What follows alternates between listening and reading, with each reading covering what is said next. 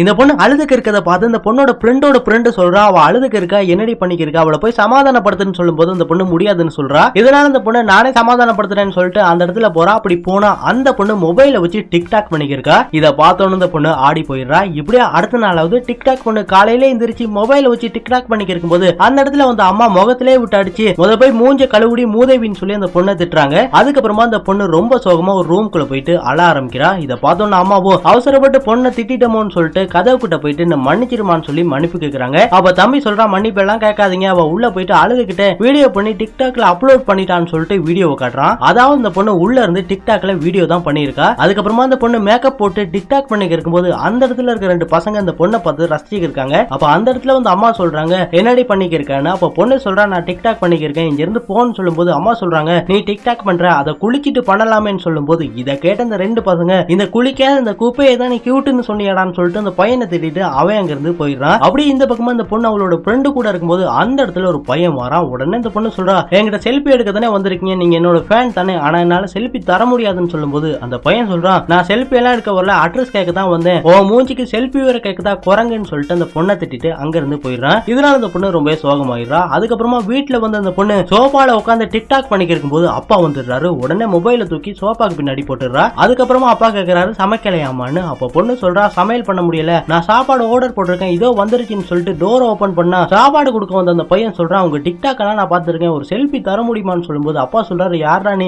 என் பொண்ணுகிட்ட செல்ஃபி கேட்கிறேன்னு சொல்லும்போது அந்த பையன் சொல்றான், இவங்க நல்லா டிக்டாக் பண்ணுவாங்க, அதனால ஒரே ஒரு செல்ஃபின்னு சொல்லும்போது அப்பாவும் சரின்னு சொல்றாரு. அதுக்கப்புறமா அவன் செல்ஃபி எடுத்துட்டு அங்க இருந்து கிளம்பிடுறான். அப்ப பொண்ணு சொல்றா, என்ன மன்னிச்சிருங்கப்பா, இனிமே டிக்டாக் எல்லாம் பண்ண மாட்டேன், எல்லா வீடியோஸையும் டிலீட் பண்ணிடுறேன்னு சொல்லும்போது அப்பா சொல்றாரு, டிக்டாக் பண்றதுனால பொண்ணுகளை தப்பா பேசுவாங்க, அதனாலதான் உன்னை நான் டிக்டாக் பண்ண வேணாம்னு சொன்னேன், என்ன மன்னிச்சிருமா, நீ ஆசைப்பட்ட மாதிரியே டிக்டாக் பண்ணுன்னு சொல்றாரு. இதை கேட்ட அந்த பொண்ணு ரொம்ப சந்தோஷப்படுறா.